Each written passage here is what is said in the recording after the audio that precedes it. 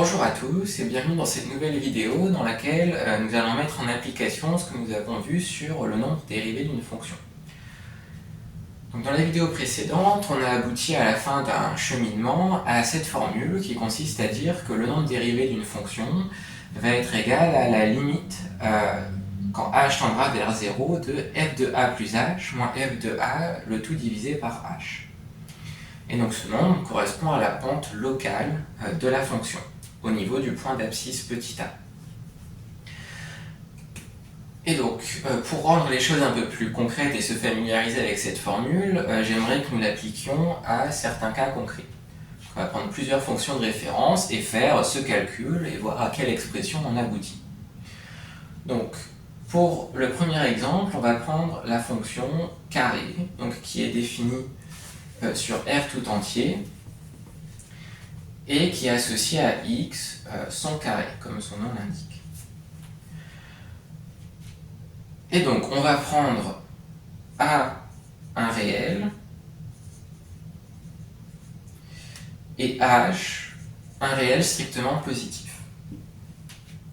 Et ensuite, on peut commencer par calculer donc, le taux d'accroissement de la fonction, qui est simplement ce qu'il y a à l'intérieur de la limite, donc f de a plus h moins f de a sur h, et on regardera ce qui se passe quand h tend vers 0 dans un second temps.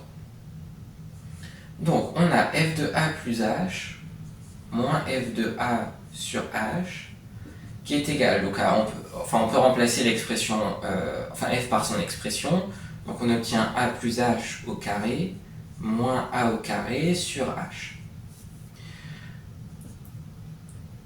Ici, on reconnaît une identité remarquable qu'on peut développer. On va obtenir a carré plus 2ah plus h carré moins a carré, et toujours le h au dénominateur. Ici, il y a les a carré qui se simplifient. Et au numérateur, dans ce qui reste, on constate qu'il y a des h dans tous les termes, et il y a un h au dénominateur, donc ici, il y a une simplification avec les h. Et donc, il va rester simplement 2a plus h. Et donc maintenant, il faut déterminer la limite de cette expression quand h tend vers 0. Donc, on a f' de a qui est donc égal à la limite de 2a plus h quand h tend vers 0. Et ici, on va toujours être dans des cas relativement simples. Donc pour trouver la limite, il suffira de remplacer h par 0. Donc là, si on remplace h par 0, il va rester simplement 2a. Donc le nombre dérivé de la fonction carré au point d'abscisse petit a va être égal à 2a.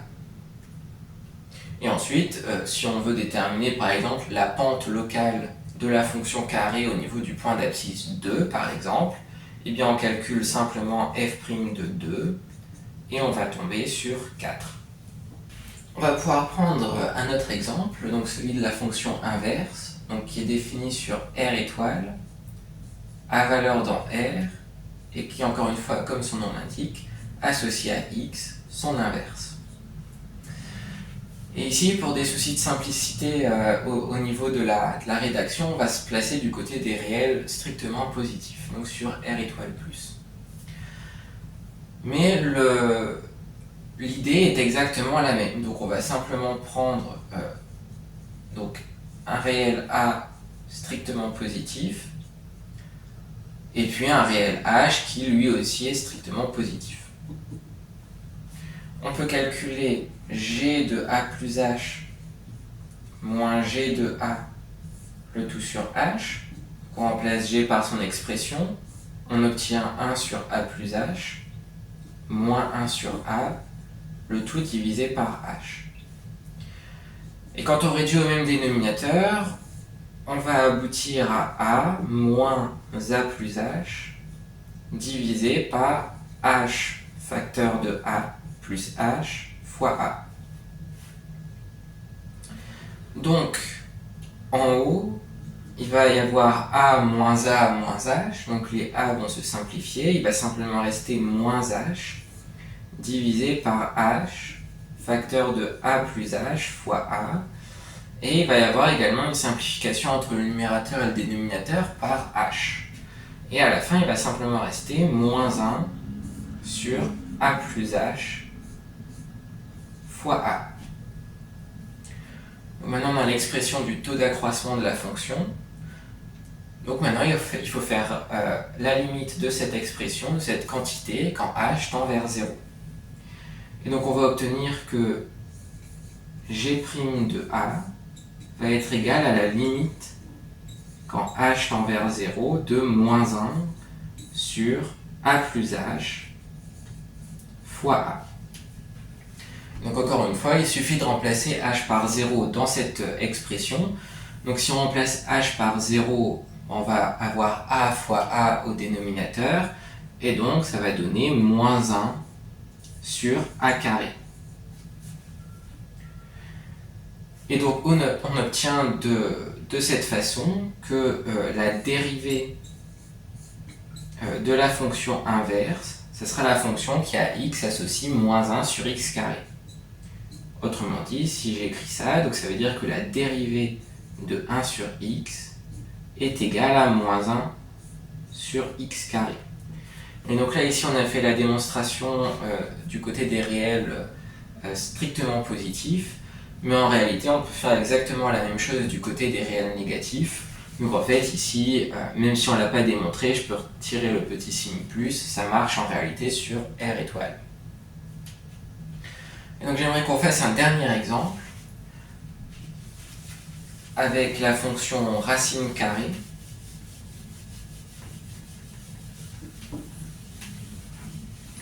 Mais l'idée va être exactement la même. Là, ici, il s'agit simplement de pratiquer et de mettre en application cette formule pour se l'approprier et être à l'aise avec elle.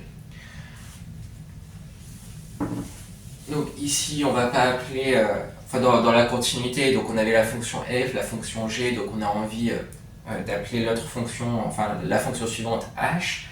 Là, c'est pas une super idée parce qu'on a déjà des histoires de petit h, donc on va plutôt l'appeler i.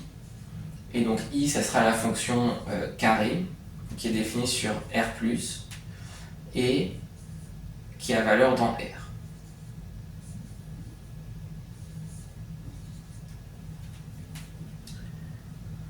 Et donc là, ce qu'on va faire, c'est exactement la même chose en réalité. Donc on va partir de i de a plus h moins i de a sur h, et puis on va remplacer simplement i par son expression. Donc là, on va avoir racine de a plus h moins racine de a sur h. Et puis là, bon, peut-être que vous n'avez pas encore cet automatisme, mais quand on a une différence de racine et que là, a priori, il n'y a pas grand-chose qu'on peut dire sur cette quantité, il n'y a pas de simplification particulière. Si on remplace h par 0, là pour le coup, il va y avoir un problème parce qu'on va avoir 0, enfin quelque chose qui est proche de 0 au dénominateur.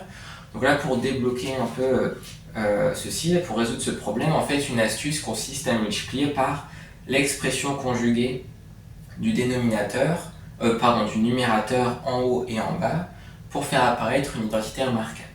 Et donc ce que j'entends par expression conjuguée, c'est exactement la même expression mais en changeant le signe au milieu. Donc là, si on fait ça, on va avoir donc racine de a plus h moins racine de a, facteur de la même chose, mais avec un plus entre les deux racines, et toujours divisé par h, mais qu'il faut multiplier donc par l'expression conjuguée pour garder la même quantité.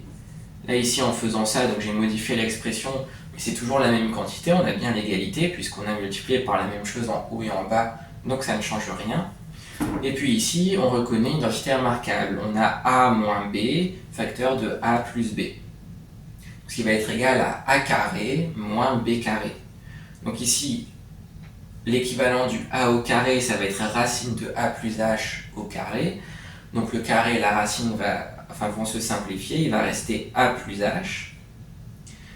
Et moins le deuxième terme au carré, donc de la même manière, il va rester simplement a. Et ici, le dénominateur ne va pas changer, donc il restera h, facteur de a plus h sous la racine, plus racine de a. Au numérateur, on a les a qui se simplifient, donc il reste simplement le h, et le h se simplifie également avec celui qui est au dénominateur. Donc finalement, il nous reste simplement 1 divisé par racine de a plus h plus racine de a. Et donc, encore une fois, il faut regarder vers quoi tend cette quantité quand h se rapproche de 0. Et donc on va avoir i' de a qui va être égal à la limite quand h tend vers 0 de 1 sur racine de a plus h plus racine de a. Et donc quand h, si on remplace h par 0, il va rester racine de a plus racine de a, donc autrement dit 2 racines de a au dénominateur. Et donc là ici il faut faire attention, puisque là ici on a, oui j'ai oublié d'écrire donc soit a appartenant à blablabla et h appartenant à. Ici en fait on a un problème si a est égal à 0, donc il faut bien l'exclure. Donc là ici a appartient à r étoile plus et h est aussi strictement positif. Donc là en fait tout à l'heure on avait la fonction carré et la fonction inverse qui étaient dérivables sur leurs ensembles de définitions respectifs. Là ce ne sera pas le cas pour la racine carrée. La racine carrée ne sera pas dérivable en 0, bien qu'elle soit définie en 0. Et elle n'est pas dérivable en ce point-là, parce que sinon on diviserait par 0. Donc là, ici, on va avoir, pour tout x appartenant à r étoile plus, la dérivée de racine de x sera égale à 1 sur 2 racines de x.